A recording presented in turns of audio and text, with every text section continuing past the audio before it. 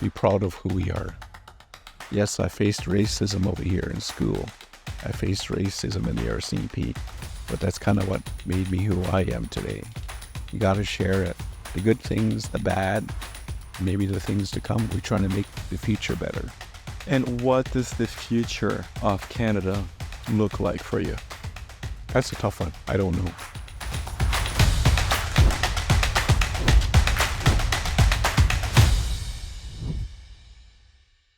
Welcome back to the Canadian Dream Podcast.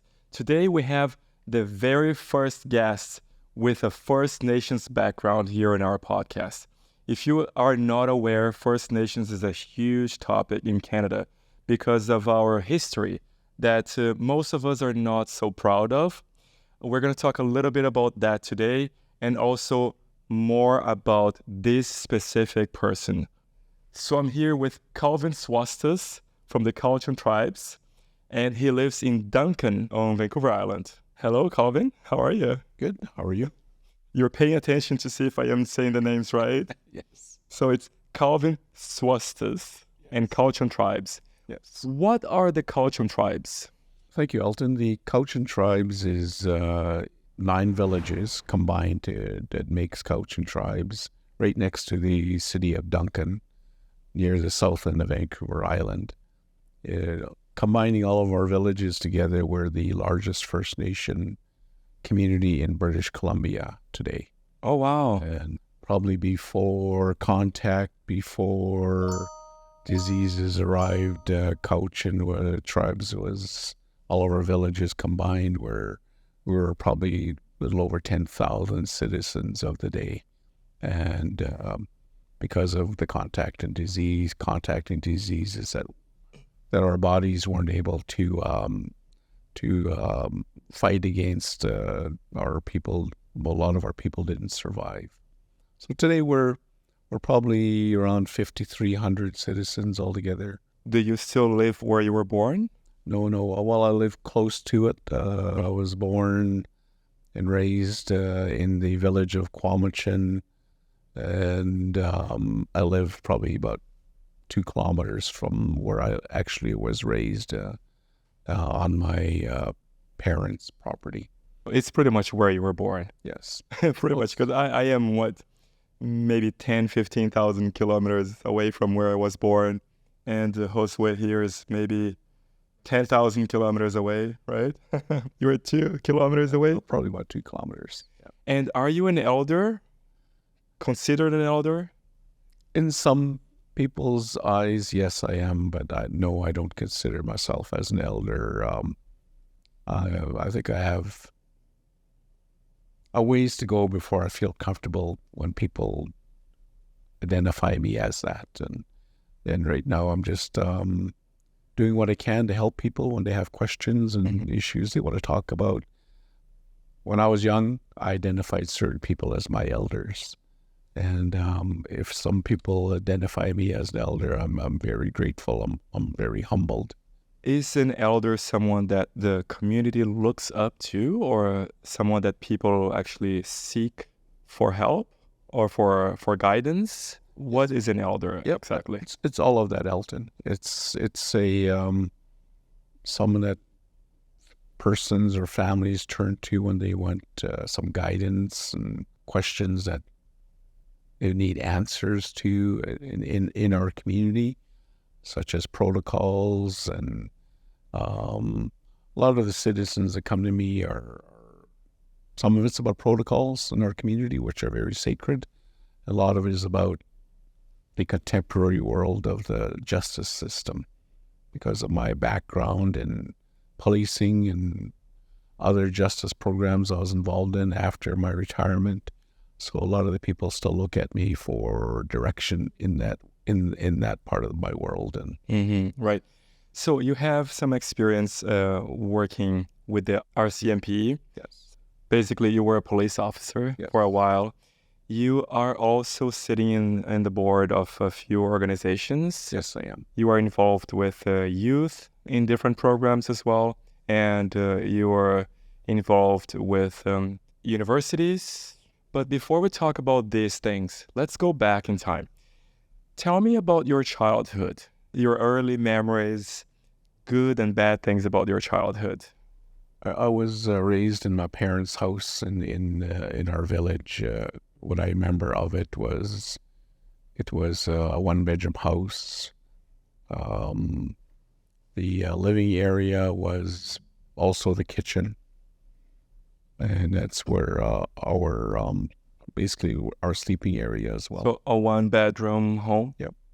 When the parents had the bedroom, and I and my siblings, we basically slept, and our living area was the same area. How many siblings did you have? 4. Wow, so 5 kids sleeping in one area. Actually, there was 7. My 2 younger brothers passed away very young, so then there was 5 of us. So I got 1 older brother, 2 older sisters, and 1 younger sister. Where we grew up, there was like many other nations, we didn't have inside plumbing or electricity. Probably just arrived in our communities. Telephones probably just arrived, and I remember the telephones were just like 3 numbers for all of the Cowichan Valley. So you press 3 or 4 numbers, you reach the other person you're phoning. Like today, you got 250, then the numbers following. But back in the day, there was just like 3 numbers. You can phone your friend in the Cowichan Valley just by pressing 3 numbers. But, I was very young. I kind of almost didn't understand it yet. Yeah, so we had to walk probably like a kilometer and a half to our bus stop every morning. When we got flooded in, we had to, my father used to put us on his dugout canoe and paddle us up the road and drop us off. Then we walked the rest of the way to the bus stop. I remember that very clearly. Snow days, walking in the snow to get to the bus stop. Summer days was nice. A lot of our area land that we lived in back then were farmland, so lots of fields, lots of wildlife, and it was a beautiful area. Now it's kind of building up, more houses are being built, but yeah, that's kind of where I grew up. My mother, when I look back and I had to ask my older sister, why can't I remember our mother at times? Like, I remember my sister, I remember seeing my father. And then just because my mother spent almost 3 years in the Indian tuberculosis hospital, so I was working there, or as a no patient? She was ill For 3 years. Yeah, so she came out of it well and lived a good life, but still had some of that inside of her, but wasn't enough to get her really sick. So yeah, and I was wondering why she wasn't there. I couldn't remember when I started to go to school, kindergarten, grade 1, and I say, why is it I can't remember my mom? So my sister explained to me what happened. And our father worked. He was a logger, worked every day and 5 days a week, and he, put food on the table, paid the bills, put clothes on our back. And did you go to a normal school or to a day school? No. You didn't go to a residential school? I didn't go, but no, when I started school, I went to what is called the Indian Day School. And a lot of... What was that? It was a school, but all of the Indigenous students of the Cowichan Valley went to this school. Only Indigenous? Yes, all Indigenous. Was it because you were not allowed to be mixed up with the let's call them the white kids? Or was it just a convenience because... Elton, I don't know. I don't know the answer to that. You don't know? Are you being politically correct, or you don't know? You really don't know? I really don't know. I was there for 3 years, and then all the students of that school got moved to a Catholic school, and that was integrated. So we had students of non-native students, students from other nations, but all Catholic. And Caucasians too. Yes. So I'm sure it wasn't easy to integrate, but did you actually make friends easily? Oh, yes. Yeah. So you had white friends as well and other nationalities. Yes. Okay. You are that kind of guy, aren't you? Easy to be around. I think out of all the students I went to school with, I may be still in contact with maybe 2. All my friends from those schools kind of moved on out of province for employment or wherever. But yeah, now and then I run into maybe just 2 of them on the street, and it's good to chat and catch up. And So that school was it in Duncan Yes. or close by? Duncan. Yes, it was in Duncan. How far is Duncan from Nanaimo? It's about 45, 50 kilometers. Okay, and that's the closest bigger city, isn't it? Nanaimo? Nanaimo's closer. Yeah, then Yeah, Victoria and then is Victoria. it's north of Duncan. Victoria is south. It's the largest city on the island, Okay. Victoria. What were your best memories from your childhood?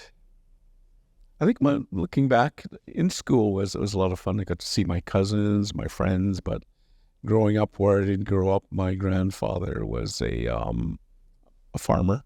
He had horses, large barn where we stored his hay, but we were always out there helping him bale his hay and loading it up onto his wagon, and that was the family thing.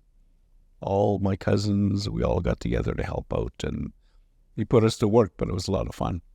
And we got to stack up the hay off the wagon into the barn. Then he tied a large rope in the middle of the barn, so we got to swing around inside his barn. And yeah, those were fun times. Yeah. To feed the horses, get to brush them off, got to watch them change the horseshoes, things like that. And today, looking back, and today, it's like children don't get to witness that.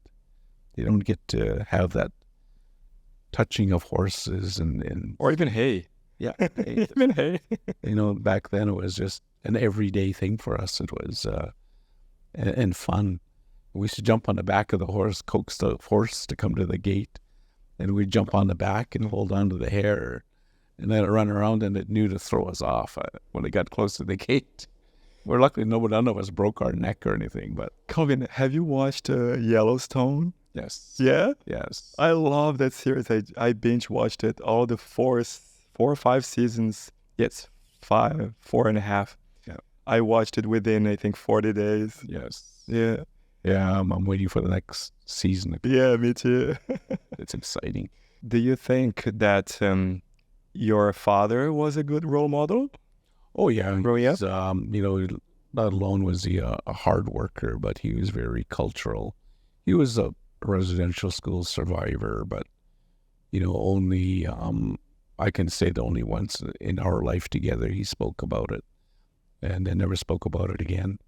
But he was involved in our war canoe race sports.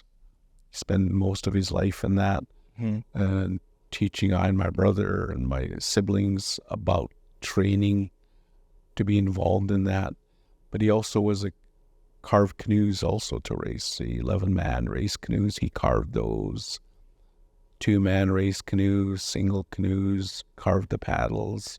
So I got to be with him, hands-on with him, and he's teaching me all about which type of trees do we use, what do we look for when we're carving them, like are the grains of the tree properly going in the right direction, and where's the weak areas of the canoe.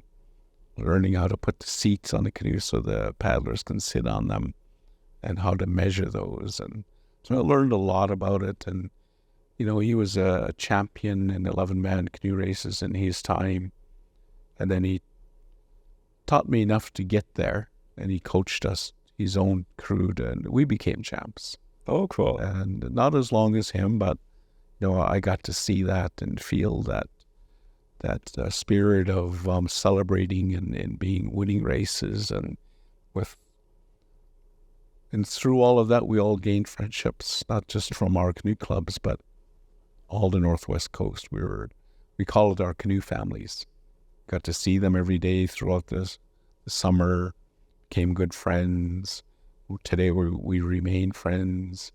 Now we're watching our grandchildren and their grandchildren out there competing in races. So it's exciting. It's a good way of keeping that contact. And you mentioned, so your dad was a residential school survivor, and he didn't want to talk much about that. No. I assume many people listening to this or watching this either never heard of residential schools or still don't really understand what it was, or even if they do, they don't realize how deep the consequences were in the families of those people who actually went to those schools. And some of them never came back, right? Yes. What is a residential school, or what was a residential school? Just for people to understand. Yeah, Indian residential schools was they weren't really schools, they were institutions, and it was federal government driven to basically remove every Indian child out of the homes across Canada, put them in these schools they're trying to remove our language and culture and our ways of life, and they wanted to put us into mainstream Canada of the day. And yes, a lot of abuse happened in those schools.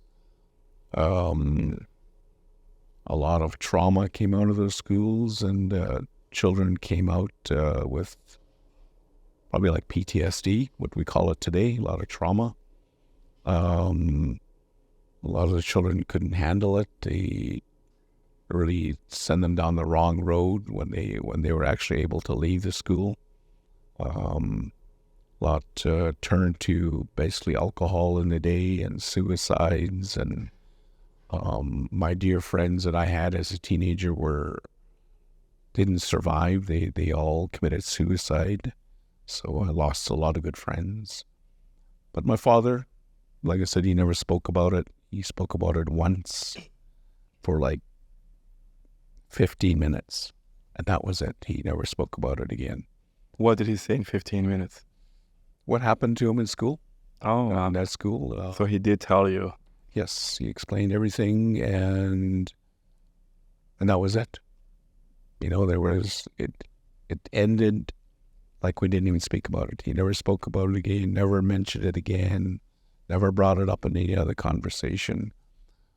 And, I got to witness the federal government doing the apology to the Indigenous people in Canada. It's not about my father. He didn't get to survive long enough to hear that. But in here, I was talking to him, telling him that, Canada finally apologized. So we're dealing with, ripple effects of the residential schools. We're still dealing with the outfall of that, of, alcoholism, violence, family traumas. It stems all from the era of those schools. Mm-hmm. And some you didn't mention all the bodies that were discovered. Yeah, we'll get to my career, but when I was in the RCMP, those stories came out because I spent 3 years investigating the Indian residential schools, and I got to interview many, many survivors of that day, and they spoke about graves. They spoke about babies being born in those schools, and so we all kind of knew something did happen, but where were the bodies? Children were dying there. Where's the bodies? And, but once our investigations were over, our files, we just didn't see them anymore. But then somebody discovered them. There are bodies there. Then the numbers started to grow. So the stories that I heard from people I interviewed are true. Sure. And I'm sure they weren't lying to me when they were talking to me, because they're witnesses. They're trying to tell me the truth about what happened to them and what they seen in those schools. So, and I did reach out to some friends out there across Canada and said, maybe you should look at all these police files that were completed. The investigations were done, and I believe that some of the offenders were charged and found guilty. Someone should look at them and compare to what are they finding at these residential schools across Canada. Maybe they might find some little piece that might help them when they're searching for grave sites. So with all this being relatively a part of your story, did you grow up feeling resentment towards the government and the society around you and all the, let's call it, progress that was happening as you were getting older and older? How is it growing up as a First Nations individual nowadays, or how was it back in the day, let's say 50 years ago for you? Well, that's a loaded question. It's did I witness any racism? I probably didn't witness that until I got to like grade 8, grade 9, and it really was in your face. It was and the racist names were called by other students, and so that's when I started to really feel that effect. And I'm sure that my older brother probably seen it before me, my parents probably seen it before me, but when I got to like grade 8, that's when I seen it. It was there. It was alive in the hallways. Some of the teachers. So as a teenager, you were like 13, 14, 15? Yep. That's when I first started to realize, okay, there are some people out there that just don't like me. I never knew why. Mm-hmm. So you were not resentful. You didn't inherit that from your parents, for example. No. Yeah, these people, they're all bad. No, they never spoke about that. Yeah. Because I was telling you before we started recording, you have such a good attitude. You're so nice to be around, right? So I can't picture you growing up angry. No, you had to learn how to weave through that, Elton. In my mind, which teachers didn't like me or my friends, and we could never understand why. Out of a hallway full of students, they were just focused on us. Like, why was that happening? But today I understand why. They carried the racism inside them, and instead of disciplining these children over here that were acting out just as we were, they were just focused on us. So we had to learn how to accept that, I guess, and say, okay, when we're in the hallway, we better try to do better than the other students. Mm-hmm. But we were never recognized for that. They're always looking for that one little thing, Elton, that they could attack us about. So, yeah, so that's kind of my life as a young teenager. And okay, so let's move on. Tell me about your career. Well, leading up to my career, Elton, I spent 2 years in the silviculture, tree planting, tree spacing, and then applying to go in the logging industry. Yeah, in the logging industry. So then I applied to. Thought one day I should apply for a job over here at the RCMP, at the police office, and I thought I would never get a call. I was handing out my resumes everywhere. I never got calls back, so it just kind of I put it behind me, and then out of the blue, one late summer, early summer, I got a call saying that I was on the list of being hired. I had to go down to be able to speak to them about it. And before the next week was over, I was being shipped to Regina to the training academy. So when I look back, Elton, it was a lot of my troop mates of the day. We were very young. A lot of my friends came out of being trappers. Some of them were farmers out in the Alberta, Saskatchewan, truck drivers, young, hard-working men like myself, and we were all 19 or 20 years old. So we were life experienced already at what hard work was. So we were easily put into a position where we can understand, learn about the laws of Canada, and go work hard.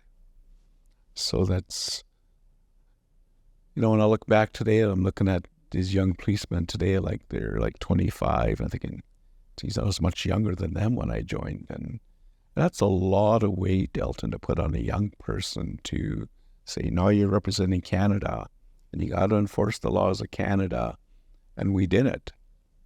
And never thought anything out because we thought we were older, I guess. We felt older. Yeah. And we worked as hard as any other person that was older than us. And we were good at it. And we had to understand the provincial laws. Then we had to understand the municipal laws. And then during my time in there, I was fortunate enough. I had elders in many First Nations communities that wanted to sit with me and talk about Indigenous laws. What were our laws before contact? So I got to hear those things and keep it here because, well, that was like, I'm thinking in my mind, well, that was like 200 years ago. We're here today. We got to enforce these laws. But now when I'm talking to university students or anybody in general, now and then I get to pull those stories out and say, this is what my elders told me about our laws before contact. So to me, I look back at those elders, and they're all gone. They've all passed on. And they really needed to talk to somebody. I guess I was that person. And they needed someone to talk to. And they always told me, Cal, keep doing what you're doing. We need you. What was the most surprising thing that you learned when you were working for the police? Well, there's a number of things that jumps out at me, Elton. There was racism in the RCMP. The RCMP was very hierarchy, non-Native people. We're talking about policemen that were still policing in my time that were started policing in the 60s. So they never seen Indigenous people in a uniform. They never seen any non-white person in a uniform. So you had to try to be part of that. How do you be a part of that? And I had to use all my experience, Elton, that I was just talking about, facing racism in schools, on the streets. And I was hardened by that. I understood it. And I could read it when people were talking to me that, okay, this person just doesn't like me or Indian people or people of color. Mm-hmm. I was able to read that very clearly. So you had to kind of wash it away. I got a job here to do. This is a job I want to do. Whatever that person has against me, that's his problem, not mine. So you had to kind of work through that, past it, and keep going.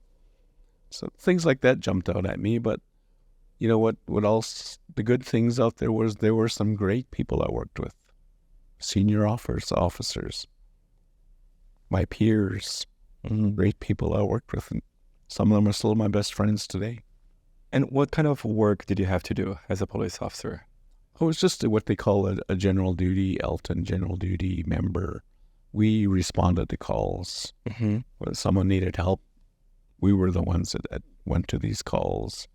And I attended probably most of my calls in my communities, First Nations communities.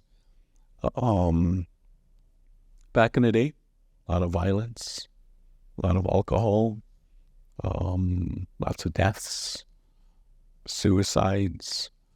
And so he had to, as talk like a 19-year-old, understanding that bad things are happening, but when you're faced with it, and you had to work with that, with families and children that were present. Had to learn fast how to communicate, how to be that person they need to talk to. What's next? What do they need to do next? Explain to them what we have to do as policemen investigating a suicide or a very bad car accident. Those type of violent issues, we had to learn how to communicate with people, victims and survivors. Are there a lot of drug-related problems in these communities? I'm talking the late 70s, early 80s. Drugs, what we see today, kind of came in like in the 90s. So we started to see more of that. So before it was rather alcohol. All alcohol. And yeah. And a lot of female First Nations disappear or end up murdered. How common has it been throughout the history here in Canada for women to disappear or to be raped or to be killed? In my time, Elton, there was, in the areas that I policed, we only had 2 missing ladies that are still unsolved today.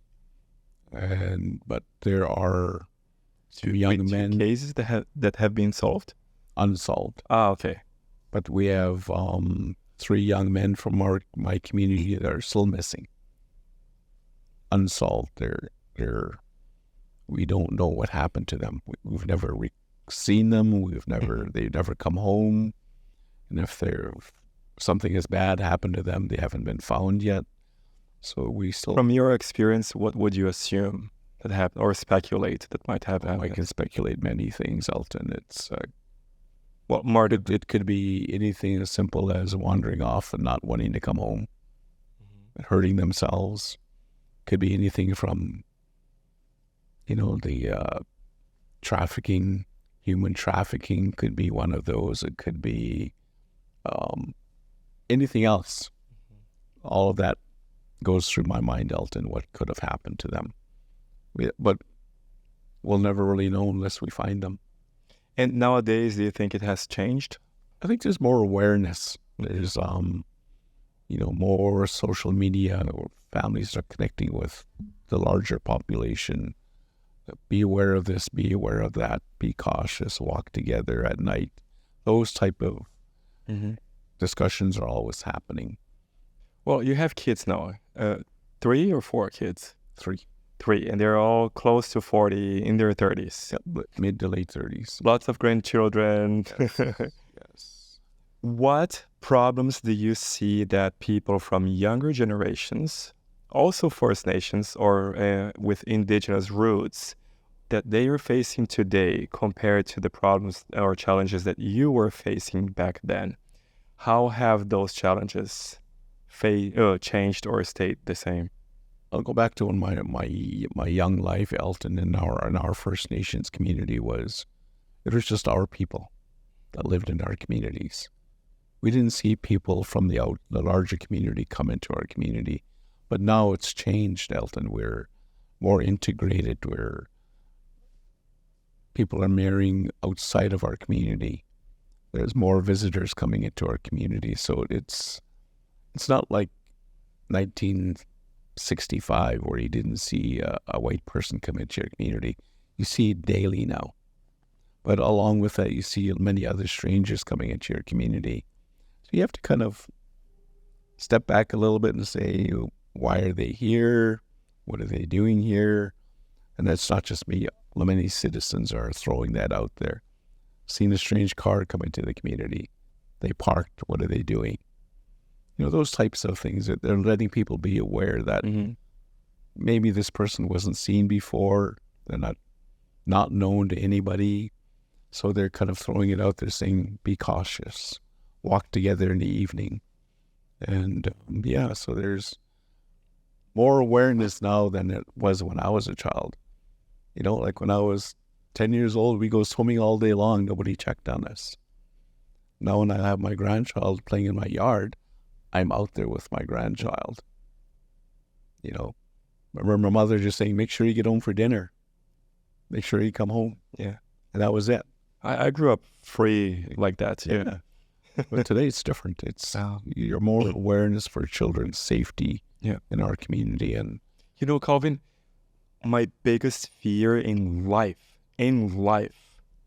is that something happens to my child in terms of being kidnapped. Yes. That's my main, it's not even drowning, getting hit by a car. No, it's my child getting kidnapped. I see videos of children being kidnapped. Oh gosh, it freaks me out. Yes. It happens so quickly, and it's more common than most people are aware of.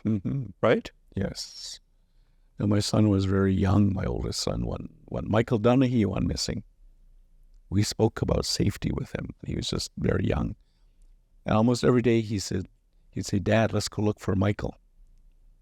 And we walked to farm fields. We walked back trails because he wanted to do something. So that, as a young child, he had that in his mind that he wanted to help. When I look at him today, he's an adult. He has children, and he's still helping other young children. So it's just ingrained in him to help young people.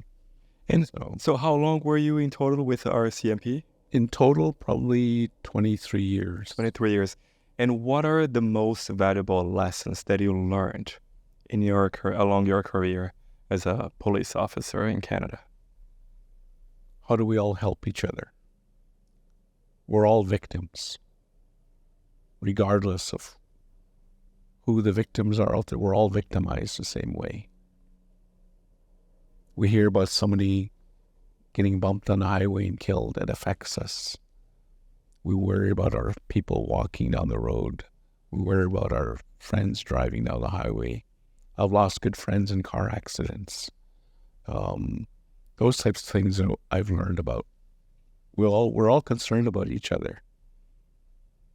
And it affects us, regardless of where somebody got hurt. You hear about the shootings in Vancouver, it affects me. It's saying, how do we protect ourselves in the community from that type of crime? What do we need to do? I made sure that our community is going to have cameras on our main intersections in our community for safety reasons. So if something ever happens, we're going to go back to that camera and look at the videos and say, these people must have been involved. Then give it to the police. So that's safety. But we can't put cameras out throughout the whole community, but we're putting cameras in the largest part of our community where there's more people that are coming and going. So that's what I've learned. Connecting with your neighbors, connecting with your friends on a daily basis. How are you doing? What's happening? Those, somebody passes away, we all hear about it. How are we going to help that family now?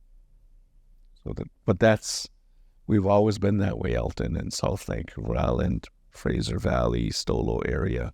We all helped each other because we're all related in some way.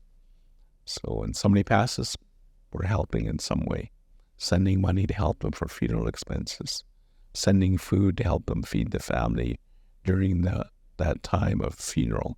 Mm-hmm. So, or the death. So it's, because when someone dies today of, let's say, a drug overdose, suspected, you have the coroner involved. So it's not going to be a 4-day process. You're looking at 7-9 days. The family's in trauma for that my length of time. So you got to help them somehow to get through that. So financially, sending food, dropping in to check on them, let them know that we're here. We're still family. We're still friends. And what has frustrated you the most working for the police for over 2 decades? There are many things that could be frustrating. It's we're on the west coast of Canada. The main head office in policing is in Ottawa. They really don't see and understand what's happening in all the First Nations communities in British Columbia. Mm-hmm. We need more policing. Our communities need more help. But by the time the news trickles across, we're the last ones to hear. And, I'm always asking my contacts in the RCMP and in the federal and provincial government, are we getting more funds for policing? Cowichan's the largest First Nations community in British Columbia. When I was policing there, we had 4 policemen at one time. And here we are 24 years later. How many policemen do we have? 4. 4? Wow. Gosh. So it hasn't grown. And neither has those communities that need policing. They haven't got their policing yet. So we need that's frustrating for me because, we need to do more of that. Mm. The presence is needed. That alone, it helps the communities. But when the communities do need help, they can't wait 2 hours for the policeman to arrive from the nearest city or town. They need the help now. And that's frustrating for me. It's, I guess Canada as a whole need to do better in that area. I'm glad to see Surrey finally working towards some resolution with their city police or the RCMP, because all the communities need that kind of help. Mm-hmm. And, they always say, well, we don't want the RCMP, but they want their own tribal police. But they don't understand the financial obligation that comes with that. Mm-hmm. We need more. We need our own money to put into that pot if we have our own tribal police force. And insurance Goes up. very expensive. What preconceptions do you think that are very common and that we could maybe help our audience avoid when they come to Canada or even being born in Canada? What are some of the things that people tend to get wrong about First Nations or Indigenous people? They need to realize is that, all this is still our land yet, but as long as they look at us and treat us equally, that's all we ask for. There's some people out there still treat us as a third world country in our community. But, like my community, we didn't sign away anything. We didn't sell any land. When you look at the map of my people, very large. It's huge. Be aware that you're coming into British Columbia where you have over 203 First Nations communities in British Columbia that take up very large areas of British Columbia that many of them didn't sign away off either. When you sign a treaty, that means you're giving away the land and you're taking what you could out of that treaty. There are some large treaties in BC, but 85% of the other nations, we haven't signed one yet. So it's still ours. And as long as you respect us and we respect back. So we're still working through that. And, and I think that we're getting there through things just as we're doing now. Universities are wanting more knowledge about First Nations citizens in British Columbia. Even when I was in the RCMP, I used to host annually a cultural awareness workshop for the RCMP members. And it's continuing today.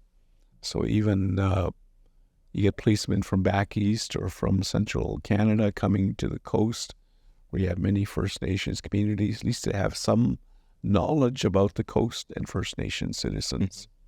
So that awareness, educating themselves. Is there anything that you think that let's call it your people, okay, that let's say the Indigenous descendants, that they could be doing better as well? Like my community is very vibrant, very active. We're doing many things in our communities that maybe newcomers to the land, not just them, but the people that have been here should understand what we're doing. And that's all part of being a host to an awareness day. We should come into our community and see what we're doing. We have an awareness day? Every Indigenous Day we have one. There's every First Nations community hosts some kind of event. Oh, really? So there's... When is the next one? In September? We have something. September would be the next one. Yeah. And then, when I worked out in Tofino, I hosted a large gathering there where I invited all the governments, all the enforcement agencies, the courthouse, to an awareness day. Here's what the community is about. I invited professionals from the community to do presentations about... So education. Education. A lot of them said, I never knew that was here. We just drive by every day and we look at the community, never thought anything of it. But now they're getting knowledge about... We do have the enforcement officers. We do have my law office. We do have people look after the land, look after the water, look after the infrastructure, so that they get to learn that we're a municipality too. We're doing some great things here. We're still dealing with residential school and 60 scoop, but here's how we're dealing with it. We have a large building with a number of staff working with citizens. The people dealing with addictions, with drug addictions, other kinds of addictions that come with that. They need to go to treatment. There's people helping them get there. So it's, back, I'd say like 50 years ago, we probably didn't have a lot of that. We may have had one person doing it. Now we have a lot of people doing it, trained people. And for you personally, what values do you want to pass on to your grandchildren and to the youth that you are currently involved with in all these different organizations that you work with? Be proud of who we are. We are the first citizens. We all have some knowledge about our protocols, our history, what we belong to, our sacred tools. There's the Bible out there. There's other buildings out there that people go to pray. Oh, we have ours. We're no different. We need to be resilient. We need to talk about that more. Be loud about it. I share that with my friends. I put it out there in my social media. This is what we're doing. This is who I am. Yes, I was in the RCMP. That's my past. But it kind of gave me a lot of tools to define who I am today. Mm-hmm. My father was a very cultural person, hard worker. He was part of our sports life. He built war canoe race canoes. He did all of that. Well, that's part of what made me today. Yes, I faced racism over here in school. I faced racism in the RCMP, but that's kind of what made me who I am today. So I share that. You got to share it. The good things, the bad, and maybe the things to come. We're trying to make the future better. And are you proud of yourself today? I'm proud of the things I'm doing.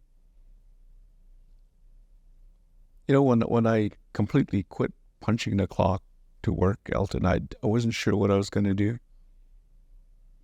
But look where I am today. I'm here with you, working with the University in Vancouver, First Nations Justice Council, Sailor Storm Hockey, BC Restorative Justice Association. And I never knew I would be there with those organizations when I said, I'm just going to quit working Monday to Friday. But yeah, I'm really proud. But I'm proud to be working with other people that I work alongside with in the universities, in the Justice Council, and other First Nation citizens that I cross paths with and understand what they're doing. So in short, can you tell me what you do with each of these organizations? Let's start with University Canada West. University Canada West, they're a strong believer in reconciliation. I want to deliver what our strong protocols are in a cultural way, a spiritual way, by attending their graduations, doing a prayer in our language.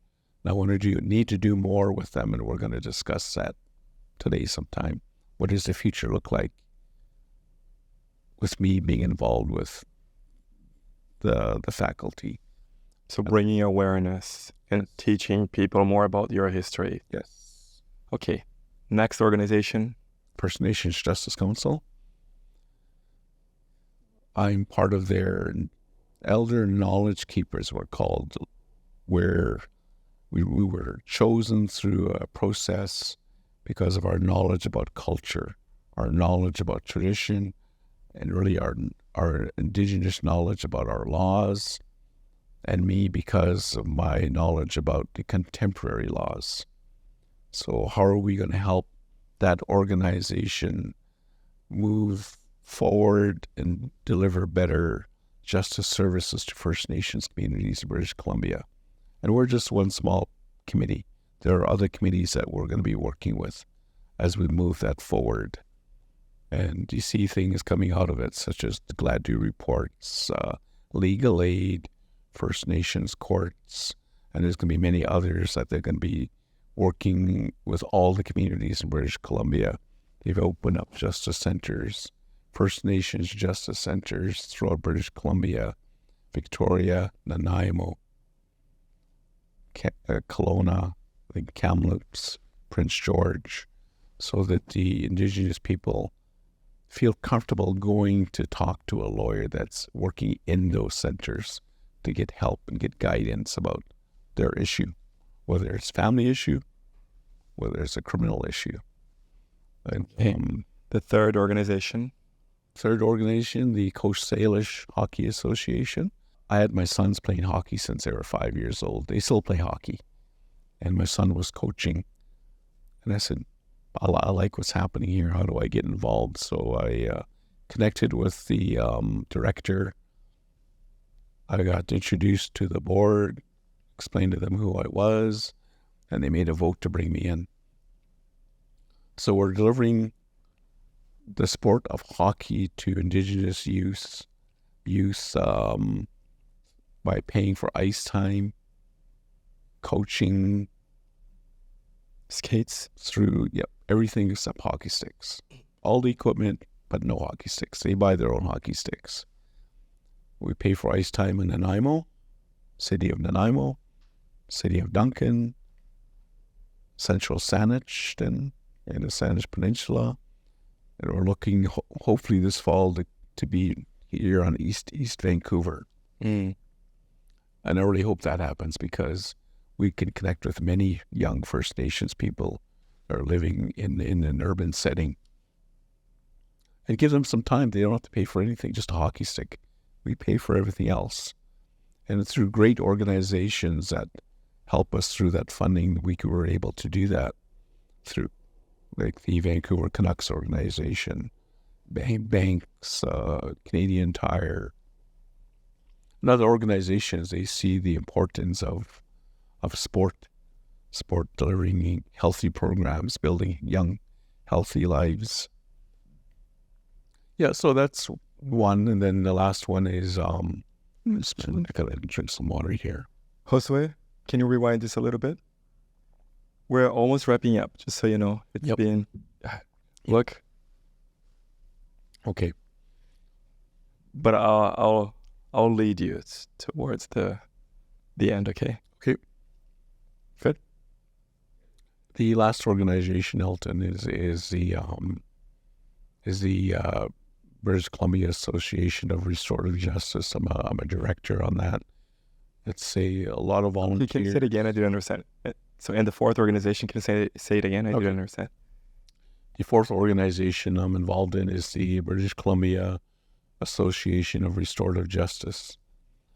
And we're all volunteers on that board, and we kind of oversee, we're the umbrella of restorative justice programs in British Columbia, ensuring they're funded properly. If they need any training, we can send them monies for those kinds of trainings. So it's a great organization. I'm a true believer in restorative justice. I delivered that program for 15 years after I retired, so I love the program. And that's why I wanted to volunteer to be with that organization. I really believe in sports. As I said, I was a young soccer player. I played lacrosse. I was really into our war canoe races. I was the president of the 2008 North American Indigenous Games that we hosted in Cowichan.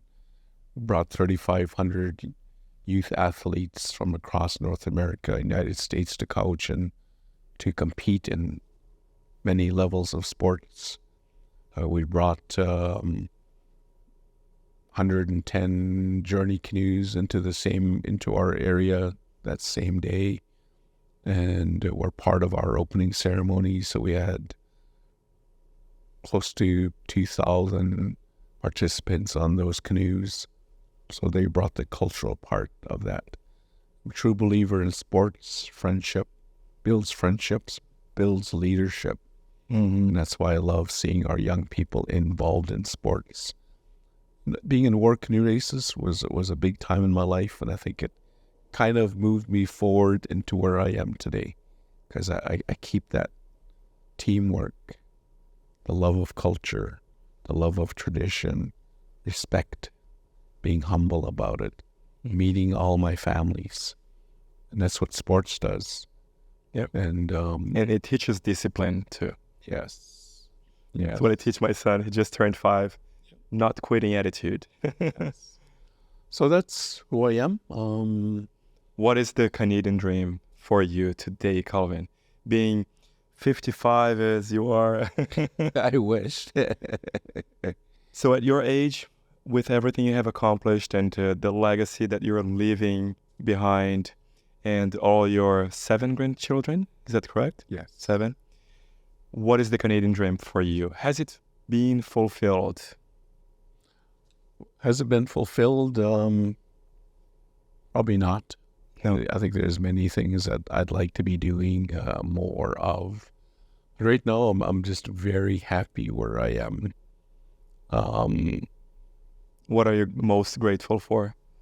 Seeing and still being with some of my colleagues of the day and from the RCMP Indigenous members, and we're still working in some field of justice, and some have retired, went on to be lawyers and crown counselors, and to see that, and some still in their communities working in the world of delivering healthy programs.